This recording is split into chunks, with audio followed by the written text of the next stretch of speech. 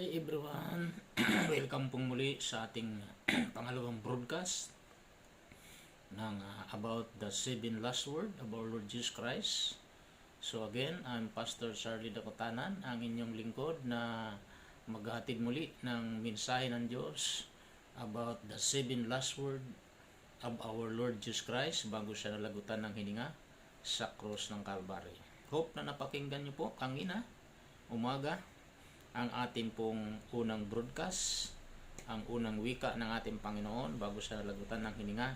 Ama, patawarin mo sila sapagkat hindi nila nalalaman ang kanilang ginagawa. Amen. So bago tayo magsimula sa ating pangalawang broadcast, tayo muli ay manalangin. Amen. So ang kagandahan po nito sa ating broadcast, mga magulang at mga kapatid, bago tayo magsimula sa ating broadcast ay ating pong patuloy na dinadalangin na mapuksa na ang COVID-19 sa bansang Pilipinas. Kaya patuloy niya akong sabayan sa pagpuksa ng virus na ito. Okay, bago tayo magsisimula sa ating broadcast. Yumuko ulit tayo at manalangin. Panginoon, patuloy kaming lumalapit sa iyo, Panginoon, Lord, sa aming pong pangalawang broadcast, Panginoon, about the 7 last word of our Lord Jesus Christ.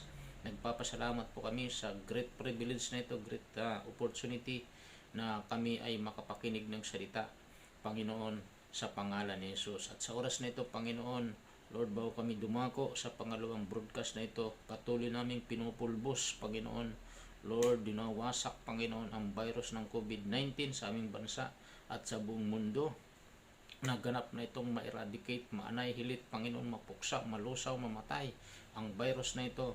Na sa gayon, Lord, ay matigil na po ang mga lockdown, matigil na po ang mga quarantine na ito, Panginoon, mga isip yung ito, Panginoon, matigil na sa pangalan ni Jesus at maging normal na ang pamumuhay ng lahat ng tao sa buong Pilipinas at sa buong mundo, Panginoon.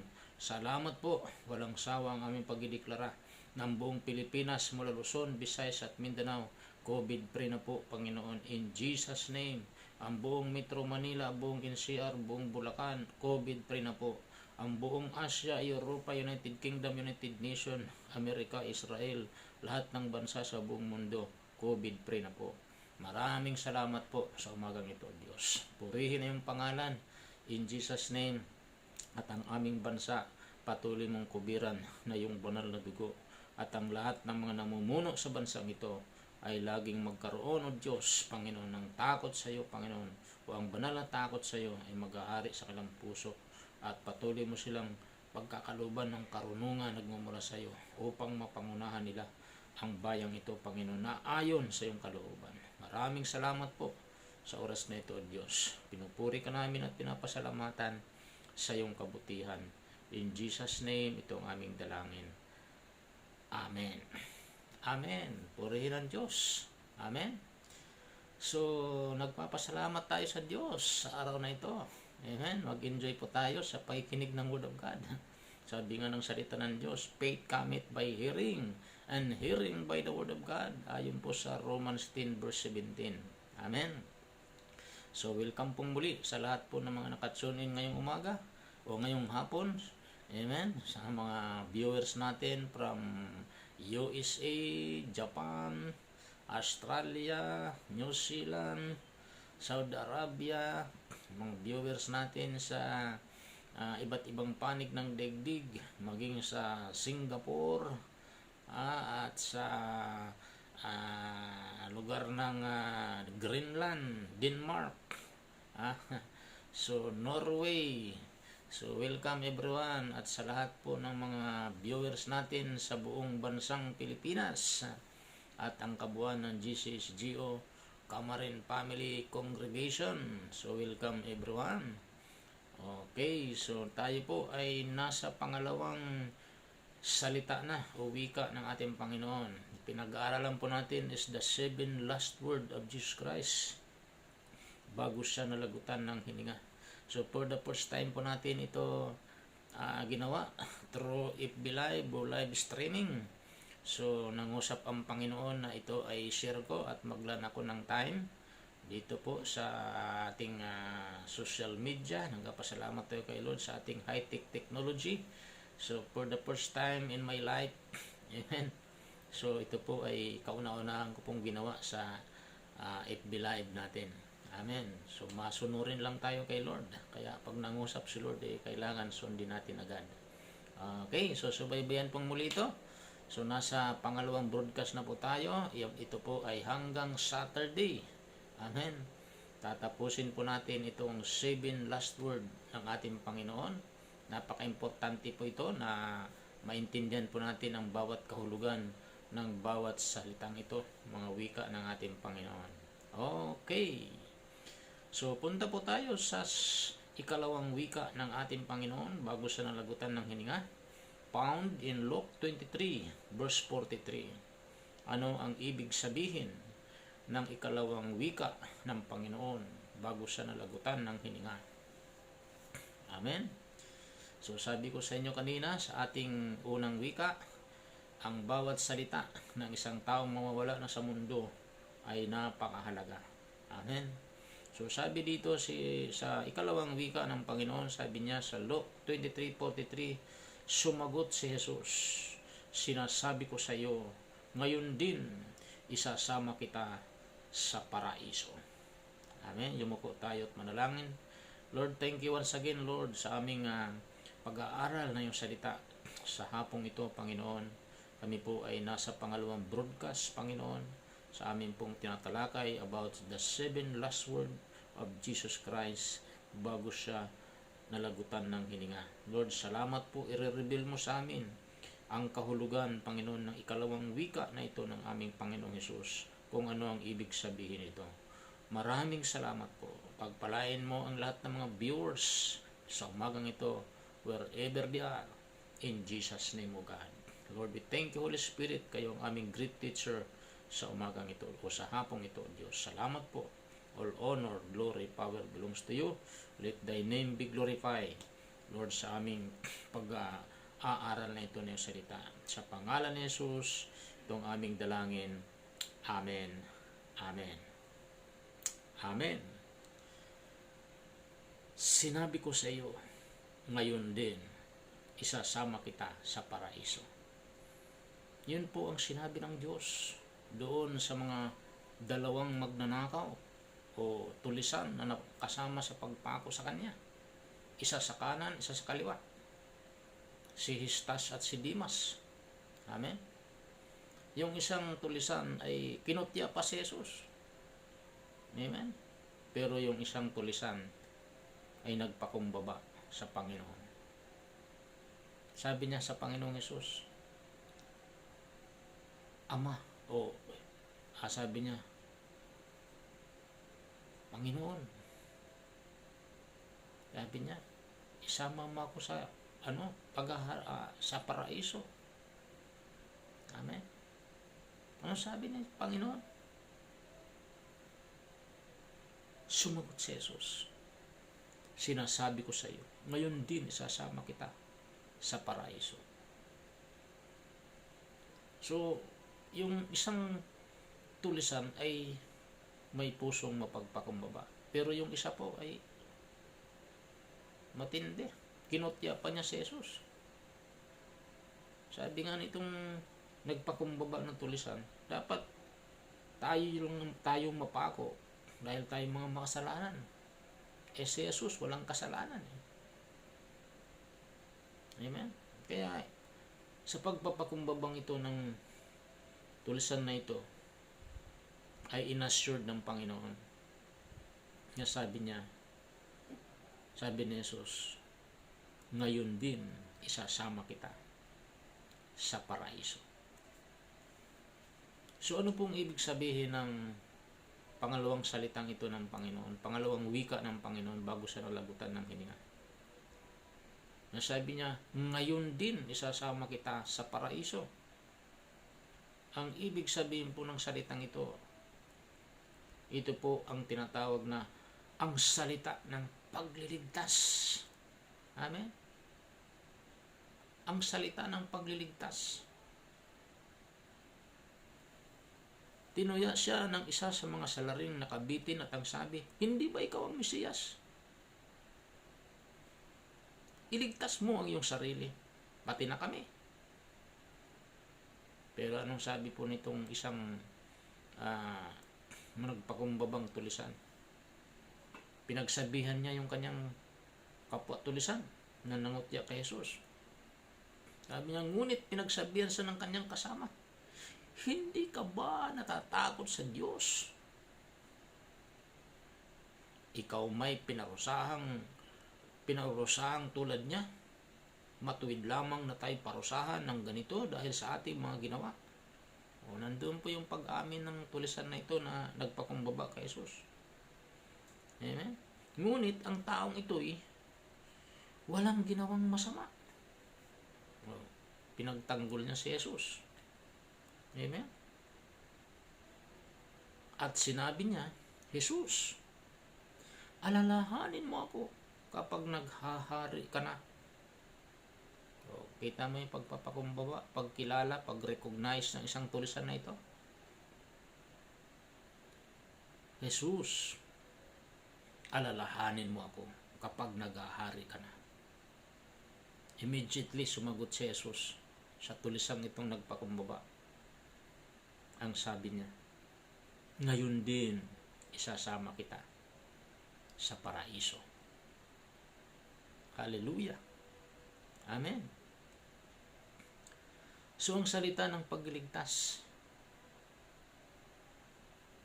Tanda natin, ang kaligtasan ay hindi nagmumula sa bautismo o pagsapi sa isang iglesia. Amen? Hindi ka maliligtas pamagitan ng pagpapabautismo lamang o pagsapi ng isang iglesia. Ang kaligtasan ay hindi nagmumula sa paggawa ng mabuti. Amen? Ephesians 2 verse 8 to 9. Ano sabi ron? For we have been saved through faith by the grace of God. Not our works. Hindi dahil sa ating mga gawa, kundi sa biyaya ng Panginoon. At tandaan po natin, ang kaligtasan po natin ay nagmumula lamang kay Kristo. Amen? Yun ang katotohanan. Walang ibang makapagliligtas sa atin, kundi tanging ang ating Panginoon lamang. Amen? So, ang ikalawang wika ng ating Panginoon, ito ay larawan ng dakilang pagliligtas, dakilang misyon. A man with a great mission. Amen? So, dapat ikaw at ako mayroon ding mission sa mundong ito.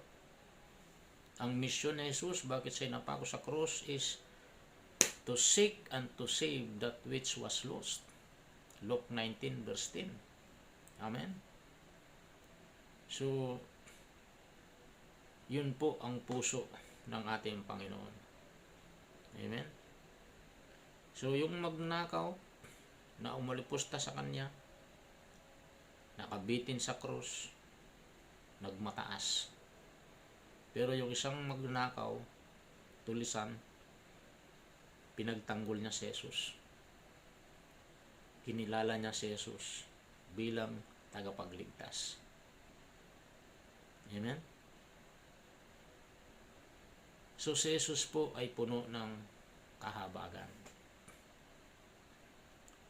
Si Jesus ay puno ng dakilang pag-ibig. Amen? Puno ng pagmamahal.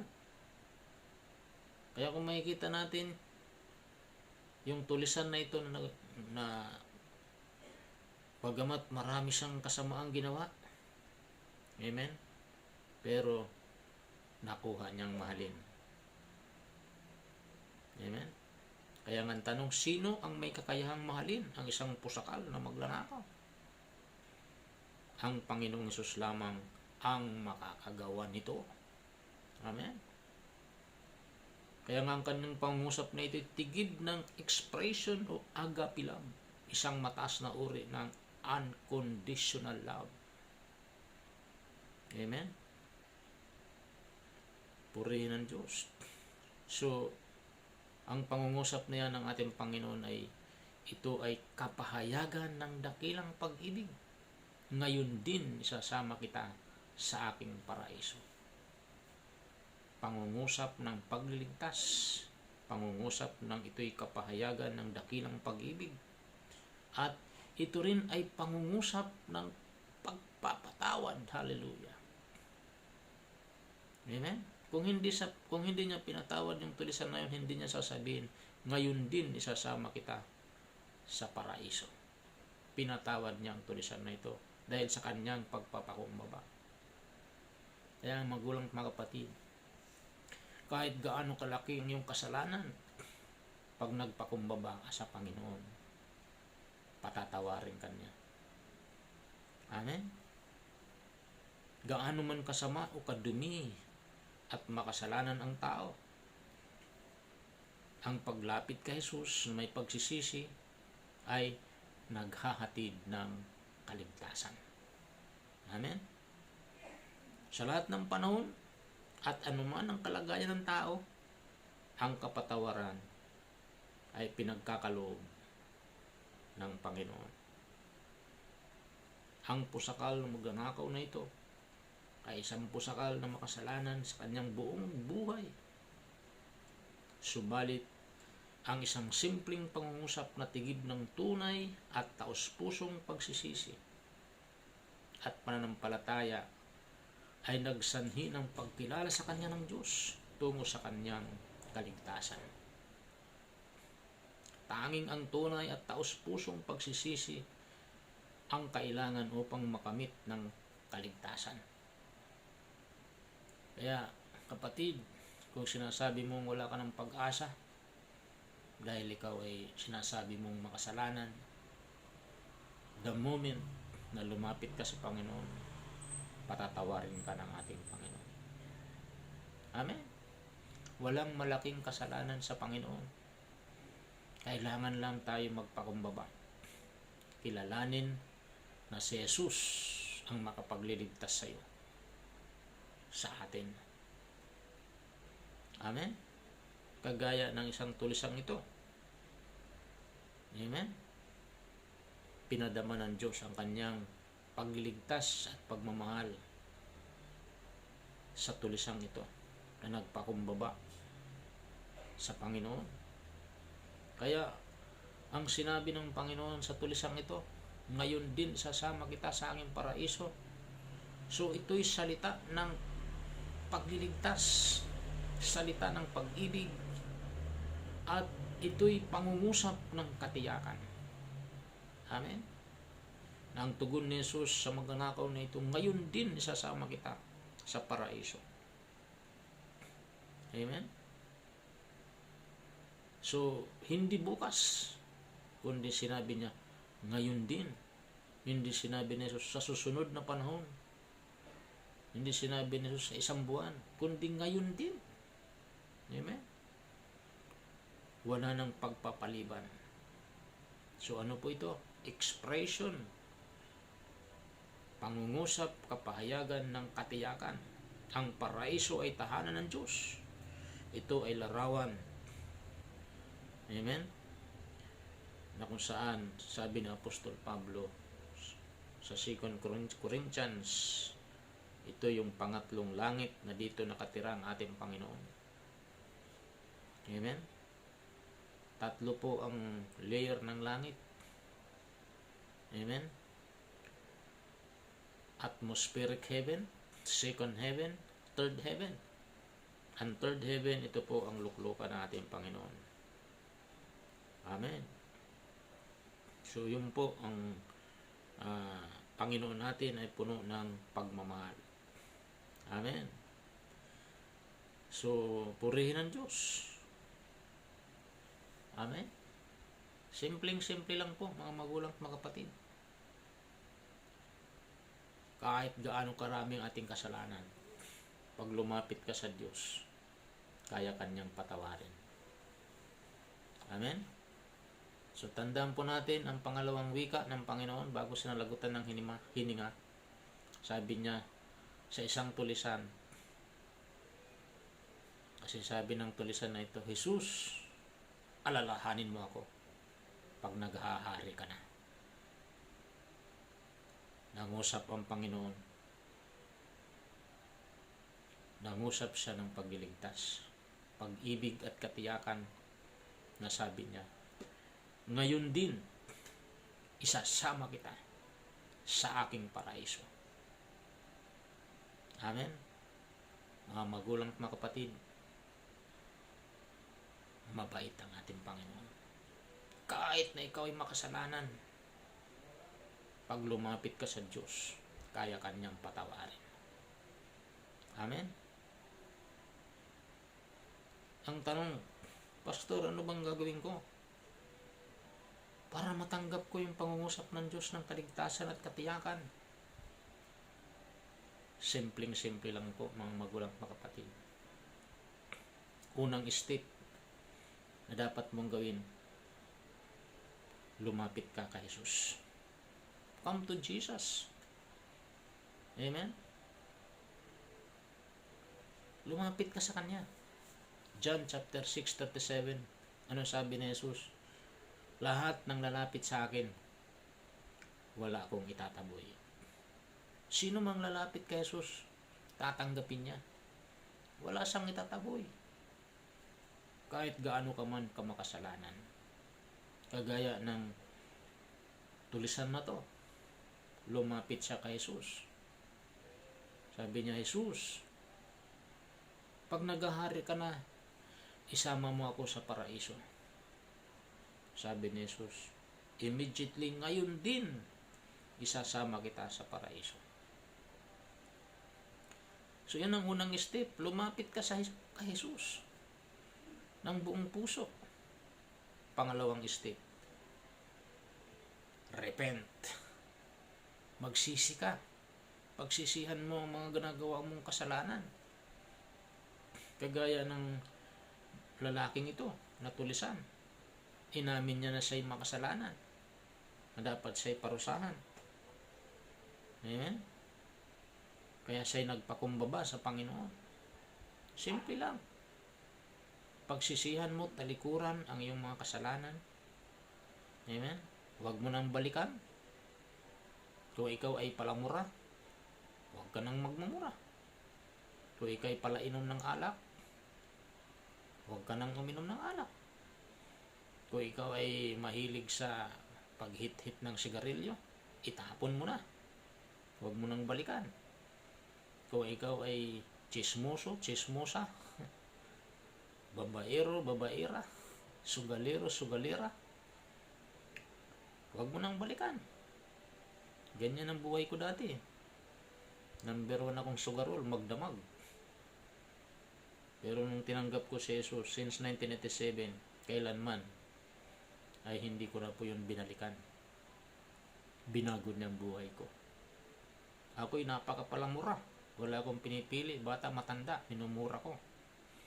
Pero na ako'y na-born again. 1987. Kailanman wala na pong lumabas sa bibig ko na pagmumura. Puro papuri sa Panginoon. Amen? So, yun po ang katotohanan ng big sabihin ng pagsisisi. Huwag mo nang balikan yung mga masama mong ginagawa. Amen? Yun yung pangalawang step. Repent. Genuine repentance is very essential para sa yung kaligtasan. Pangatlo, believe on the Lord Jesus Christ and accept Him as your Lord and personal Savior para makamtan mo ang total salvation na inaalok ng ating Panginoon. Believe. John Acts 16:31, sabi ng Bible, believe on the Lord Jesus Christ, you shall be saved, and thy household. Amen? John 1:12, sino mang nanalig, naniwala sa Panginoon, tumanggap sa Kanya, binigyan niya ng karapatan maging anak ng Diyos. Yun yung mga step para matanggap mo yung total salvation. Amen? And lastly, amen, pag tinanggap mo si Jesus, so tandaan po natin, walang ibang makapagligtas sa atin kundi ang Panginoon lamang. Hindi tayo kayang iligtas ng reliyon. Amen? Di tayong kayang iligtas ng ating kapitbahay, kaibigan, mga mahal sa buhay, mga magulang, boyfriend, girlfriend. Only Jesus can save you. Hindi ka rin kayang iligtas ng kayamanan mo, ng mga kayamanan natin, mga position, mga ari-arian, mga academics, mga katalinuhan. Only Jesus can save you. Only Jesus can save us. Amen? Book of Acts chapter 4 verse 12. Ano sabi ng Bible? Walang pangalan na ibinigay ng Diyos sa silong ng langit na sukat ikaligtas ng tao maliban sa pangalan ni Jesucristo. So only Jesus can save you. Only Jesus can save us. Amen? John 14 verse 6. Anong sabi ni Jesus? I am the way, the truth, and the light. No one comes to the Father except by me, sabi ni Jesus. Amen? So if you believe and receive Him, Jesus, as your Lord and personal Savior, you will be saved. Amen? And thy household. And lastly, para sure ang iyong kaligtasan, na ito'y masusumpungan lamang sa ating Panginoong Yesus. Amen? Dahil ito ang pangalawang wika ni Jesus, kapahayagan ng pagliligtas. Amen? Pangungusap ng pagliligtas, pag-ibig at katiyakan. Na anumang oras tayong mawala dito sa buhay, mayroon tayong anumang oras tayong mawala dito sa mundong ito, mayroon tayong katiyakan na ang ating destiny ay langit. Amen? At ang panghuli, para sa katiyakan ng ating kaligtasan na masusumpungan lamang kay Jesus. Amen? Always obey. Lagi nating sundin ang Panginoon, ang kanyang kalooban. Pamuhay natin ang kanyang salita. Amen? Sundin natin ang ating Panginoon habang tayo nabubuhay at siya lamang ang ating paglingkuran. Amen? Matthew 7:21, ang sabi ng Bible, hindi lahat na nagsasabing, Panginoon, Panginoon, ay papasok sa karya ng langit, kundi yaon lamang sumusunod sa kalooban ng aking amang nasa langit. Pag ginawa mo po ang apat na yan, sure ang iyong kaligtasan. Mayroon kang tinatawag na assurance of salvation. Amen? 1 John 5 verse 11 to 13. So, simple lang para maranasan natin ang ikalawang wika ng Panginoon. Ngayon din, isasama kita sa aking paraiso. Simpleng-simple lang. Ang pangungusap ito ng Panginoon ng kaligtasan, pag-ibig, katiyakan, para maranasan natin ito. Ang unang step na dapat natin gawin, come to Jesus. Lumapit ka sa Panginoon. Sino mang lalapit sa Kanya, hindi niya tataboy. Pangalawa, repent. Pagsisihan mo lahat ng nagawa mong kasalanan, talikuran mo na. Amen? Pangatlo, believe in Him and accept Jesus Christ as your Lord and personal Savior. Lastly, sundin natin ang Kanyang kalooban. Maglingkod tayo sa Kanya at sa Kanya lang natin ibigay ang ating buong buhay. Amen? So, yun lamang po ang ating dyan po tayo nagtatapos. So, yun po yung pangalawang wika ng ating Panginoon. Ngayon din, isasama kita sa aking paraiso. Amen? So, again, this morning, gawin natin yung sinabi kong apat na yun. Lumapit tayo sa Panginoon para matanggap natin yung kaligtasan. Salvation is now, ang sabi sa Biblia. 2 Corinthians chapter 6 verse 2. Now, today is the day of your salvation. Hindi bukas, hindi mamayang gabi, hindi sa isang taon, hindi sa isang buwan. Salvation is now. So, huwag mo na yung pagpaliban. Kaya, now is the time. Taas mong kamay mo. And accept Jesus Christ as your Lord and personal Savior. Sabihin natin, maiksing panalangin na ito, sabihin natin, Panginoong Diyos na makapangyarihan sa lahat, lumalapit ako sa iyo.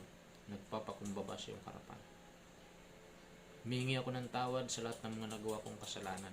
Linisin niyo po ako ng banal na dugo. At binubuksan ko ngayon ang aking puso. Tinatanggap kita, Panginoong Yesus, bilang aking Panginoon at tagapagligtas. Isulat niyo po ang aking pangalan sa aklat ng buhay sa pangalan ni Jesus. Amen. Amen. Amen. Ako na lang pumanalangin, Lord. Thank you sa mga tumanggap sa iyo. Pagpalain niyo sila. Panginoon, lubos ang kailang makilala sa malalim at bibliyang kaparaanan. Maraming salamat po sa oras na ito. Gayon din, Lord, nadalahin ko rin po lahat po ng mga nakinig ng broadcast na ito. Pagpalain niyo rin po sila. Ano man ang kailang pangailangan, katagpuin niyo, Panginoon. Ito man ay pinansyal ng pangailangan, katagpuin mo, Panginoon. Kagalingan, Panginoon, Lord, sa mga may karamdaman, pagalingin niyo sila. Palakasin mo mga nanghihina, bigyan ng pag-asa, mga walang pag-asa. Mga naguguluhan, bigyan ng kapayapaan. Salamat po.